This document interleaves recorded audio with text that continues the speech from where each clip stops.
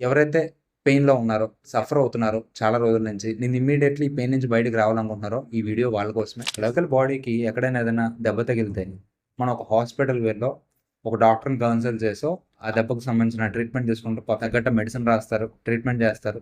పర్ఫెక్ట్‌గా కొన్ని రోజులు తగ్గిపోతుంది. అయితే మరి మన మనసుకు తగిలిన దెబ్బలకి, మన బాధకి మందేంటి? ఏ హాస్పిటల్‌కి వెళ్ళిపోతాం? ఏ డాక్టర్‌ని కలవాలి? ఎలాంటి ట్రీట్మెంట్ మనం తీసుకోవాలి? అనేది ఇక్కడ నా క్వెషన్ అనమాట. దానికి మీరందరూ చెప్పొచ్చు. దానికి సంబంధించి కూడా హాస్పిటల్స్ ఉన్నాయి గదా! డాక్టర్స్ ఉన్నారు గదా! సైకాలజిస్టులు ఉన్నారు గదా! వాళ్ళు కూడా దాన్ని ట్రీట్ చేస్తారు కదా! అనంటే ఆఫ్‌కోర్స్ ఉన్నారు. బట్ ప్రతి ఒక్క మనిషి దాన్ని ఎఫోర్డ్ చేయగలరా అనంటే చేయలేరు. ఒక నార్మల్ మనిషి ఒక చిన్నపాటి ప్రైవేట్ క్లినిక్కో లేదంటే ఒక గవర్నమెంట్ హాస్పిటల్‌కో వెళ్లి తగిలిన దెబ్బకి ట్రీట్మెంట్ తీసుకోగలడు. So, free medicine, free of cost అంతా అయిపోతుంది. అట్‌లీస్ట్ ఎంత అనుకున్నా సరే ఒక రూ. 1000 లోపు ఒక దెబ్బ అనేది తగ్గిపోతుంది.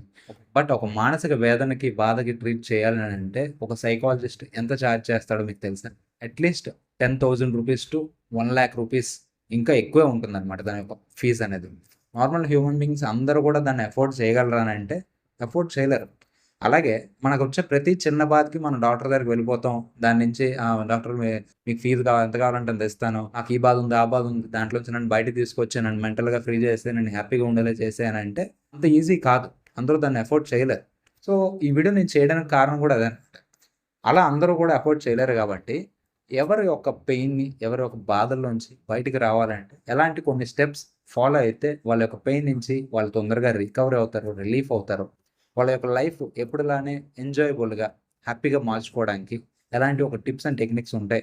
వాళ్ళు తిరిగి మళ్ళీ నార్మల్ స్టేజ్‌కి రావడానికి అనే దాని గురించి కొన్ని టిప్స్ అండ్ టెక్నిక్స్ నేనేదైతే నా లైఫ్‌లో ప్రాబ్లమ్స్ వచ్చినప్పుడు ఫాలో అయ్యానో, అలాంటి ఒక కొన్ని టెక్నిక్స్ అనేది ఈ వీడియోలో నేను షేర్ చేయబోతున్నాననమాట.